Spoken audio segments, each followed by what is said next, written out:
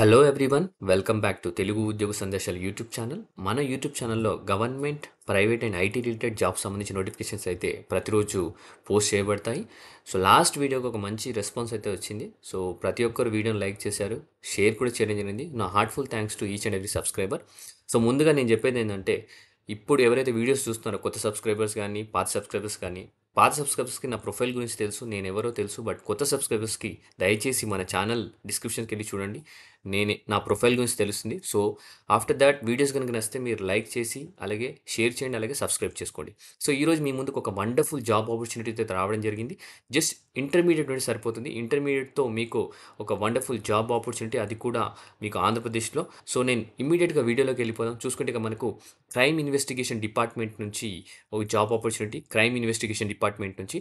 So మీరు ఎవరైతే apply చేయాలనుకుంటున్నారో, ఎవరైతే ఈ నోటిఫికేషన్ జెన్యూనా కాదా అని చెక్ చేసుకోవాలనుకుంటున్నారో, మీరు దయచేసి CID.app police.government అనే వెబ్సైట్ లాగిన్ చేసి చూడండి. సో మీకు క్రైమ్ ఇన్వెస్టిగేషన్ డిపార్ట్మెంట్ సంబంధించి ఆంధ్రప్రదేశ్ది స్క్రోల్ అవుతుంది ఇక్కడ.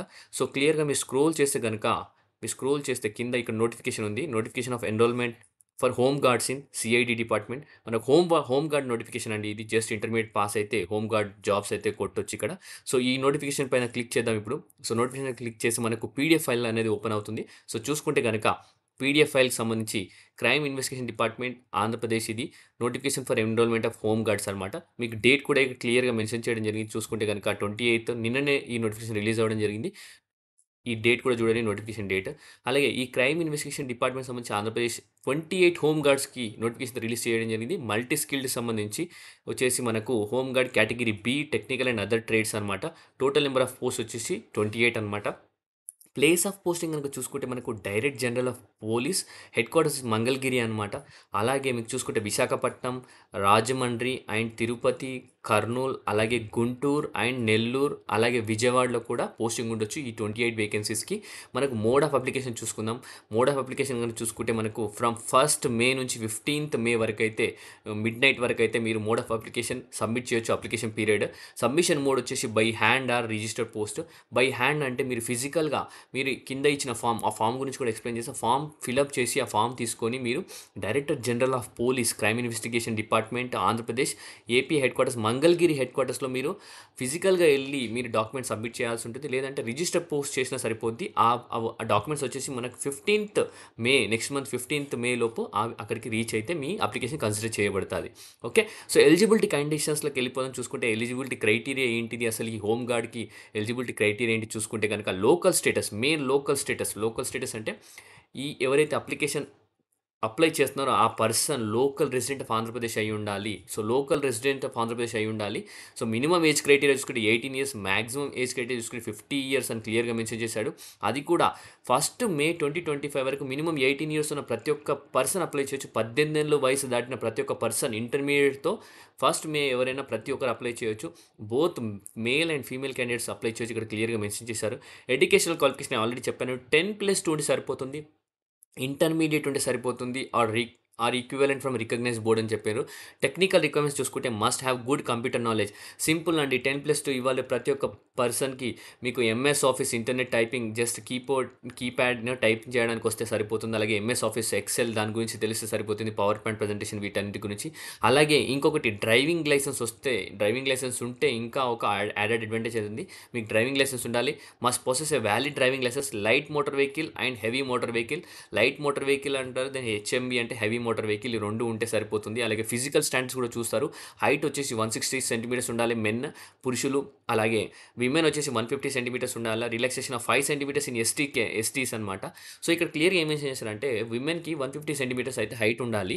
బట్ ST క్యాండిడేట్స్కి అయితే మనకు 5 centimeters అయితే రిలాక్సేషన్ ఇవ్వడం జరిగింది. అంటే 145 centimeters ఉన్న ST విమెన్ క్యాండిడేట్స్ని వాళ్ళు కన్సిడర్ చేయడం జరుగుతుంది. సో క్యారెక్టర్ అండ్ యాంటిసిడెంట్స్ చూసుకుంటే కనుక, should have satisfactory antecedents will be verified the police department.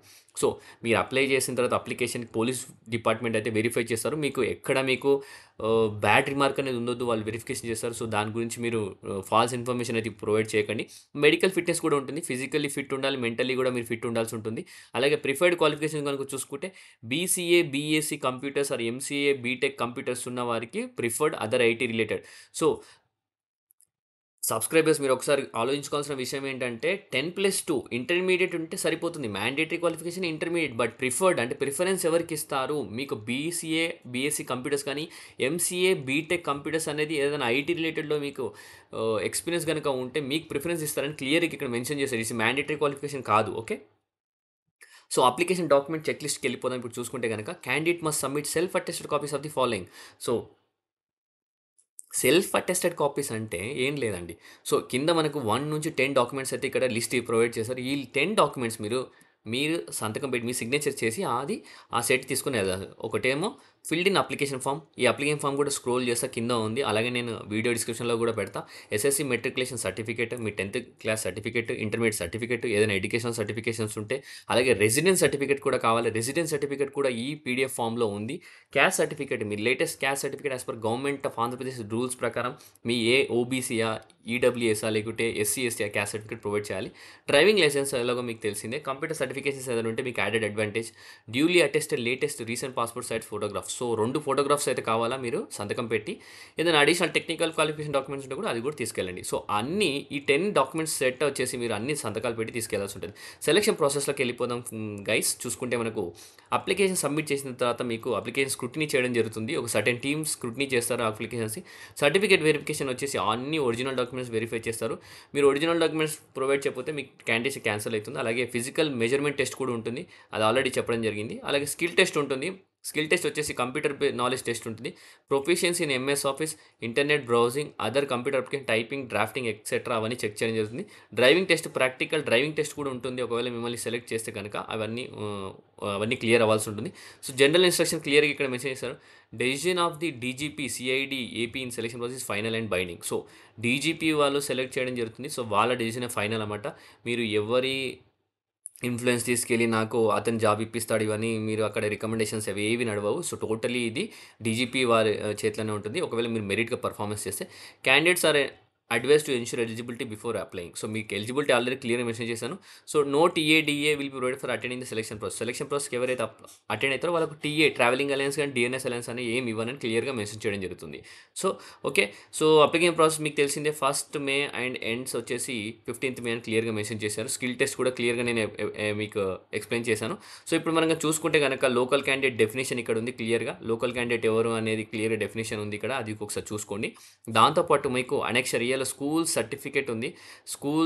Study certificate ఈ అనెక్షర్ ఏ కూడా మీరు సబ్మిట్ చేయాల్సి ఉంటుంది ఇంటర్వ్యూకి వెళ్ళేటప్పుడు. మీరు ఏదో జస్ట్ మీ 10 సర్టిఫికేట్స్ సరిపోదు.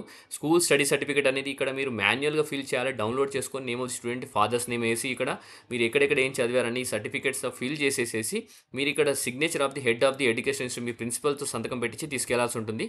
అలాగే సర్టిఫికేట్ ఆఫ్ రెసిడెన్స్ ఇందాక చెప్పాగా ఈ సర్టిఫికేట్ ఆఫ్ రెసిడెన్స్ కూడా ఫిల్అప్ చేసి సంతకాలు పెట్టించి తీసుకొని ఆఫీస్ ఆఫ్ రెవెన్యూ డిపార్ట్మెంట్ సంబంధించి బిలో ద ర్యాంక్ నాట్ ఎంఆర్ఓతో సంతకం పెట్టించి తీసుకెళ్లాల్సి ఉంటుంది. ఓకే. అప్లికేషన్ ఫామ్ గనుక చూసుకున్నట్టయితే మనకు ఇక్కడ అప్లికేషన్ ఫామ్ క్లియర్‌గా ఈ పీడీఎఫ్ ఫైల్‌లో మెన్షన్ చేశారు. అప్లికేషన్ ఫామ్ కూడా నేను అటాచ్ చేస్తాను మన యూట్యూబ్ వీడియోలో. సో, ఇక్కడ వచ్చేసి అప్లికేషన్ ఫామ్ రైట్ సైడ్ వచ్చేసి ఫోటోగ్రాఫ్ అఫిక్స్ చేయండి. అలాగే ఫుల్ నేమ్ వచ్చేసి క్యాపిటల్ లెటర్స్‌లో రాయండి ఇక్కడ. Father name or husband name అయితే రాయండి ఇక్కడ క్యాపిటల్ లెటర్స్‌లో. డేట్ ఆఫ్ బర్త్ అలాగే మేల్ ఆర్ ఫీమేల్ టిక్ చేయండి. So, category OBC, SC, ST ఇది క్లిక్ చేయండి. రిలీజియన్, సబ్ కాస్ట్ ఏంటనేది రాయండి. Residential address, village, town, mandal, district, mobile number, alternate mobile number, email ID అలాగే లోకల్ స్టేటస్, లోకల్ డిస్ట్రిక్ట్ క్లియర్‌గా mention చేసి education qualification ఎస్ఎస్‌సిలో ఎంతొచ్చింది, ఇయర్ ఆఫ్ పాసింగ్ అలాగే గ్రేడ్ పర్సెంటేజ్, ఇంటర్మీడియేట్‌లో ఎంతొచ్చింది, year of passing and grade percentage, గ్రాడ్యుయేషన్‌లో ఎంతొచ్చింది దాని పర్సెంటేజ్ కూడా క్లియర్‌గా మెన్షన్ చేయండి. కంప్యూటర్ నాలెడ్జ్ ఉంటే యెస్ అని క్లిక్ చేయండి. లేదంటే నో అని క్లిక్ చేయండి. టెక్నికల్ స్కిల్స్ గనక ఏమైనా ఉంటే ఇక్కడ క్లియర్‌గా మెన్షన్ చేయండి. ఇక్కడ 14 రో నంబర్ 14లో టెక్నికల్ స్కిల్స్ ఏమైనా ఉంటే సీరియల్ నంబర్ 14లో మెన్షన్ చేయండి. లైక్ టెక్నికల్ స్కిల్స్ సి++, జావా సంథింగ్ అలాంటిది. Do you have a valid driving licence? Yes అని క్లిక్ చేయండి ఉంటే. Type of licence LMV light motor vehicle or heavy motor vehicles ఇక్కడ మెన్షన్ చేయండి. ఫిజికల్ స్టాండర్డ్స్ మీ హైట్ ఎంతనో మెన్షన్ చేయండి. ఎనీ క్రిమినల్ కేస్ ఉందా లేదా యెస్ ఆర్ నో మెన్షన్ చేయండి. అలాగే medical fitness physically fit and mentally fit అనే క్లిక్ చేయండి.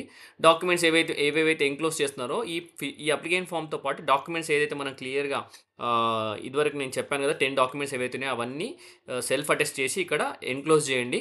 ఎన్‌క్లోజ్ చేసేసిన తర్వాత మీరు ఇక్కడ సిగ్నేచర్ పెట్టేసేసి సబ్మిట్ చేయండి. సో, ఇదండి అప్లికేషన్ వచ్చేసి మనకు క్రైమ్ ఇన్వెస్టిగేషన్ డిపార్ట్మెంట్‌లో హోమ్ గార్డ్స్. సో, మీ అందరికీ ఈ వీడియో నచ్చిందని అనుకుంటున్నా. నచ్చితే గనుక వీడియోని లైక్ చేసి, సబ్స్క్రైబ్ చేసి అందరికి షేర్ చేయడానికి ట్రై చేయండి. సో, ప్రతి ఒక్కరికి ఇదొక వండర్‌ఫుల్ ఆపర్చునిటీ చెప్పుకోవచ్చు. జస్ట్ ఇంటర్మీడియేట్ బేసిస్ మీద హోమ్ గార్డ్ జాబ్స్ అనేది. సో, ఈ వీడియోలో మాక్సిమం నేను వీలైనంత వరకు ప్రతి ఒక్కరికి ప్రతి ఒక్క ఇన్ఫర్మేషన్ అర్థమయ్యేలా చెప్పాను. సో, ఇక్కడ ఒక చిన్న ఇన్ఫర్మేషన్ అండి. డ్యూటీ అలయన్స్ వచ్చేసి మీకు 710 పర్ డే వస్తుందండి. సో, మనకొచ్చేసి ఒక్కరోజు రూ. 700 అయితే వస్తుంది. సో, మంచి గవర్నమెంట్ జాబ్ ఇది. సో, హ్మ్, ఇదండి. సో, వీడియో మీ అందరికి నచ్చిందని అనుకుంటున్నా. నచ్చితే వీడియోని లైక్ చేసి, షేర్ చేయండి. అలాగే సబ్స్క్రైబ్ చేసుకోండి. ఇంతటితో వీడియో ముగిస్తున్నాను. Thank you for watching the video. Have a great day.